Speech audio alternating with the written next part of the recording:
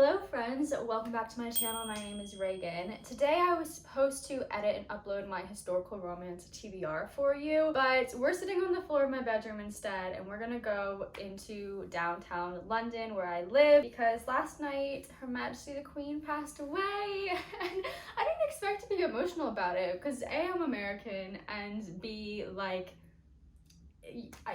she's not like my queen, but I've always found her to be such an icon and such a role model, especially for women. Plus, my future babies will be half British as my husband is English. So I think that it would be appropriate to go to Buckingham Palace today since it's right down the road and just see everything that's going on. So the historical romance TBR will come to you later on this week. I actually found out like a little bit early that she had passed away, which is kind of crazy. My husband works at a hotel in Mayfair, which is next to Buckingham Palace, if you're unfamiliar with London, and their general manager got a call from the UK government saying to stop taking bookings for the hotel because foreign dignitaries would be staying there as the Queen had passed away. So my husband messaged me on the tube and he's like, the Queen has died. And I was like, no, she hasn't died. And then she did, and these are the photos that were right outside my place of work when I left that evening, yesterday evening. And it was just kind of surreal seeing the bus stops and Harvey Nichols and all of these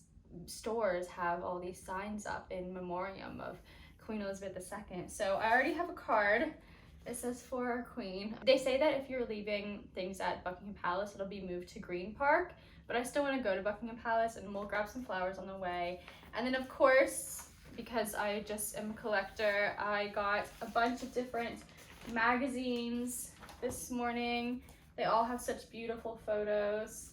Oh, this one's really sweet. And I need to get the Times magazines. So just something like we'll never see in our lifetime again.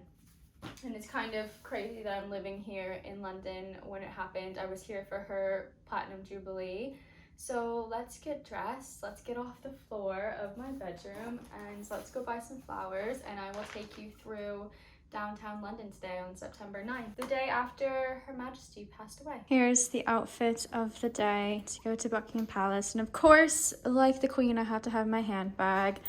I just have my pink Nikes, my pink ballerina Coach purse. This is like my color. Pink is my color. And then I have a Ted Baker top on and a little Ralph Lauren tennis skirt. We're supposed to go, my husband and I, to a comedy show this evening, which was a birthday gift from his parents. I don't know if it's gonna be on though, because a lot of things are closing down in honor and celebration of the Queen's life. So I'm not sure if it's gonna even be happening, but I want to dress up a little bit for both events. Well, kind of like casual dress up, you know what I mean? So let's go get some flowers. Let's catch the tube to Hyde Park, Mayfair, and walk around and see what's going on. There was a 96 gun salute in Hyde Park for the Queen's 96 years of life at 1 p.m., but I didn't get ready in time to go to that. So let's go now.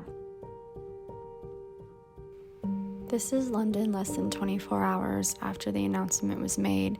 The signs are everywhere. You can't miss them. I did look for flowers, but as I found out, London completely sold out of them. Everything was quiet and serene and calm and peaceful, even though the crowds were huge. I got swept in them. You can see so many people carrying flowers and cars and mementos. People have made their own shrines all around the city, especially in Hyde Park, Green Park, and Kensington. It's really beautiful. Many people were crying. I don't know how I got so lucky, but I was kind of just pushed towards the gates on the right-hand side of Buckingham Palace, and I was able to get right up to them. And I know today that the queues to get to the palace are massive, and the Queen is coming to Westminster to lie in state for a few days starting on Wednesday, and the estimations of wait time are 12 hours to stand there to get to see her. So I feel really lucky that I got to see the Prime Minister leave the palace after her first meeting with King Charles III. The flag was raised to high mast, and I was confused because I didn't understand why that would be. And then it dawned on me that Prince Charles, well, King Charles now, was there, and he had arrived while I was on the tube. So I got to place my card right on the gate, and as you can see, the crowds are huge, but everyone was very calm. There was no pushing, there was no fighting, people weren't loud at all, and a rainbow actually appeared over Buckingham Palace. And then a massive rainstorm hit, and I was just trapped in everyone. Eventually I got out and made my way to Green Park, where they're moving all of the flowers and tributes to. They actually had places to remove all the plastic wrapping so that it could all be recycled. And I did look it up, and when Princess Diana died, all of the flowers that were fresh went to children's hospitals and nursing homes, and all of the toys and things were donated to charity. So I'm pretty sure that's what's going to happen here. And just being there in London today was amazing. So then I needed to decide what to do. I decided to walk towards Piccadilly and went into Cathkiston, which is kind of like a British version of Vera Wang. They have this adorable brand new Peter Rabbit collection for the home and for clothes, and it's just so cute. I did see actually a very small collection left over from the Queen's Jubilee. I have a couple things in this print, and I wanted to get something else because I know now it's going to be all gone. Everything with the Queen is going to change, including the money and the stamps, so I think people are going to start saving anything with her. This is Fortnum & Mason's display, and I thought it was very classy that they blacked out the windows. I didn't know where to go, so I headed towards Waterstones and, of course, past one of the most famous bookstores in London. They had closed their doors for the day and had signs outside. That's someone trying to get in to do a book signing. I don't know who that author is. I'll have to try to find out. But Waterstones, they did have a display up, but it looked like it was kind of made in a rush, but it was there.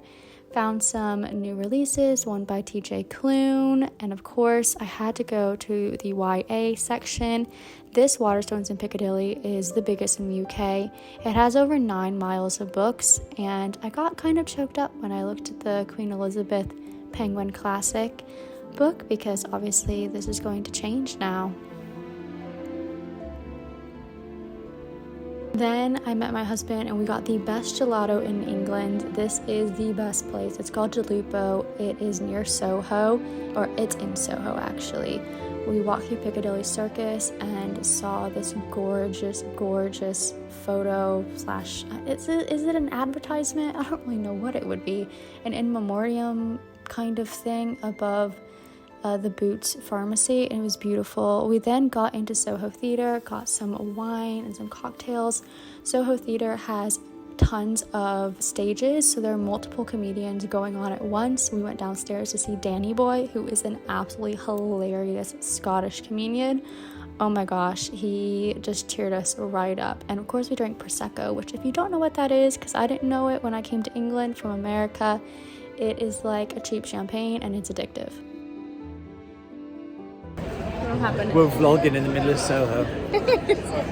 And now that we're tipsy and hungry, we gotta go to McDonald's. I have to talk over this because my husband was making inappropriate jokes and I'll get flagged. I will tell you that the ketchup in England has less sugar than America, so it takes some getting used to, but it is delicious. And sometimes you need to ask for ice in your soda because you're not always guaranteed to get it. Queen Elizabeth was a positive and constant figure for so many people around the world for almost an entire century. So when I end the video here today, I hope that you find peace and love and kindness in your day and in your lives. If you like these kind of daily vlogs, I will be sure to do more. Just drop a comment down below. Thank you for watching, and I will see you next time. Bye!